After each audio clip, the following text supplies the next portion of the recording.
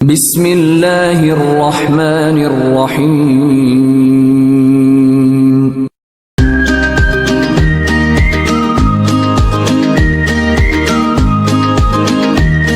السلام علیکم، کیا حال ہے گائز؟ ٹھیک ٹھاک ہے، امید کرتا ہوں آپ سب خیریت سے ہوں گے۔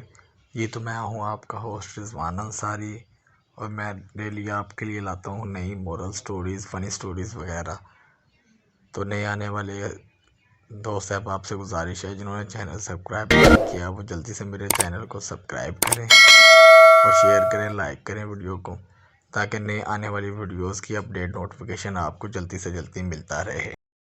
جی تو آج کی کہانی کا ٹاپک ہے بادشاہ اور اس کی 7 بیٹیاں۔ تو چلتے ہیں اپنی کہانی کی طرف۔ ایک سلطنت کا ایک بادشاہ تھا، اس کی 7 بیٹیاں تھیں، مطلب 7 شہزادیاں تھیں۔ وہ ان 7 بیٹیوں سے بے حد محبت کرتا تھا اور ان کے ہر آرام کا خیال رکھتا تھا۔ ایک بار جب دسترخوان سجا ہوا تھا، سب لوگ محل میں ساتھ بیٹھے کھانا کھا رہے تھے، تو بادشاہ نے اپنی بیٹیوں سے ایک سوال پوچھ لیا کہ بتاؤ تم سب بیٹے، تم لوگ مجھے کتنا چاہتی ہو؟ تو سب سے پہلے بڑی شہزادی بولی، بابا میں آپ کو گلاب جامن کی طرح چاہتی ہوں۔ بادشاہ کو بڑی بیٹی کا جواب بہت پیارا لگا، دل کو بھا گیا۔ بادشاہ بہت خوش ہوا۔ اس نے 4 گاؤں بڑی بیٹی کو دے دیے۔ اسی طرح دوسری بیٹی نے کہا، بابا میں آپ کو برفی کی طرح چاہتی ہوں۔ بادشاہ نے اس کو بھی کافی بڑا علاقہ بخش دیا۔ تیسری لڑکی کی باری آئی، اس نے بھی کہا، بابا میں آپ کو امرتی کی طرح چاہتی ہوں۔ اس کو بھی بادشاہ نے بہت زمین جائیداد دے دی۔ اسی طرح وہ سب سے پوچھتا گیا اور سب کو مال و دولت ملتی رہی۔ آخری بار 7ویں لڑکی سے جب بادشاہ نے سوال پوچھا، بیٹی تم مجھے کتنا چاہتی ہو؟ تو اس نے بہت پیار سے کہا، بابا میں آپ کو نمک کے برابر چاہتی ہوں۔ یہ سب جواب سن کر بادشاہ جلال میں آ گیا اور غصے سے کہنے لگا، سب مجھے اتنا چاہتے ہیں اور تم ہو کہ نمک کے برابر چاہتی ہو۔ بادشاہ بہت ناراض ہوا اور چھوٹی بیٹی کو محل سے باہر نکال دیا اور کہا کہ اب کبھی یہاں قدم نہ رکھنا۔ چھوٹی شہزادی جنگل کی طرف چلی گئی اور پتوں اور لکڑیوں کو ملا کر ایک چھوٹی سی جھونپڑی بنا کر وہاں رہنے لگی۔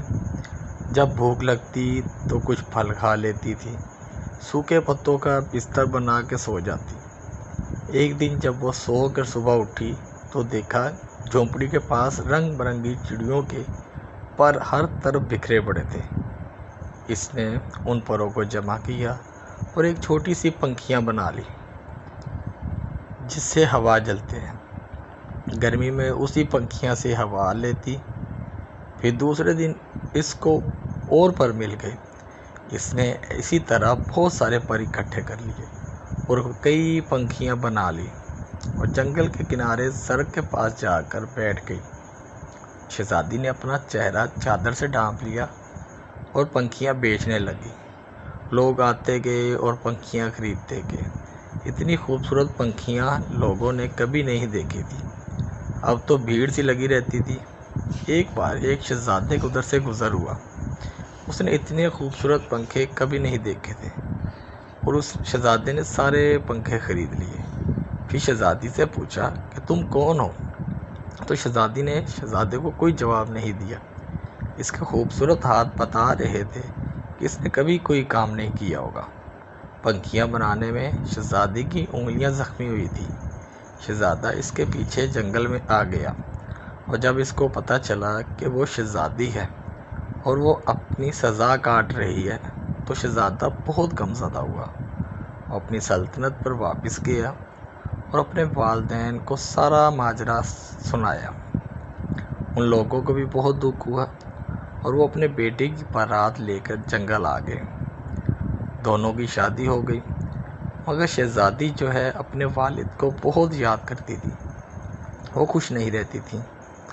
ایک دن اس نے شہزادے سے کہا، کہ وہ اپنے والدین کی دعوت کرنا چاہتی ہے اور ان سے ملنا چاہتی ہے۔ شہزادے نے اسی وقت ہاں کر دی اور زبردست دعوت کا انتظام کیا اور بادشاہ کو دعوت دی۔ شہزادی نے کہا کہ سارا انتظام آپ دیکھیے گا، مگر اپنے والدین اور اپنی بہنوں کے لیے کھانا میں خود تیار کروں گی۔ سارے مہمان آ گئے، دسترخوان ایک ساتھ لگے اور بادشاہ اور شہزادیوں کے لیے اندر محل میں انتظام کیا گیا۔ اور جب وہ کھانا کھانے بیٹھے تو ان کی چھوٹی بیٹی ان کے سامنے آ کے بیٹھ گئی۔ اس نے نقاب پہن رکھا تھا۔ جب بادشاہ نے پہلا نوالا لیا تو کھانے میں نمک نہیں تھا۔ حیرت ہوئی بادشاہ کو۔ اس نے دوسری ڈش نکالی، وہ بھی بغیر نمک کے تھی۔ تب بادشاہ کو بہت غصہ آیا کہ مجھے بلا کر یوں بغیر نمک کے کھانا کھلایا گیا۔ تب چھوٹی شہزادی نے اپنی نقاب ہٹائی اور کہا کہ بابا، میں آپ کو نمک کے برابر چاہتی ہوں، یہی کہا تھا میں نے۔ نمک کے بغیر کسی چیز میں لذت نہیں ہوتی۔ بادشاہ چونک اٹھا، پھر اس نے آگے بڑھ کر اپنی بیٹی کو گلے لگا لیا اور اس کی آنکھیں بھر آئیں۔ بیٹی سے معافی مانگی تو شہزادی نے کہا، کوئی بات نہیں بابا، اللہ تو سب کا ہے، آپ پریشان نہ ہو، اب میں بہت خوش رہتی ہوں۔ بہنوں نے بھی معافی مانگی اور گلے لگایا اور شہزادی کو سب نے کھلے دل سے معاف کر دیا، مگر ان سب کو احساس دلایا کہ وہ سب غلطی پہ تھے۔ تو لہٰذا اس کہانی سے ہمیں جو مورل حاصل ہوا ہے، تو تمام لوگ اپنی اپنی رائے کمنٹس باکس میں لازمی بتائیے گا۔ اوکے، اللہ حافظ۔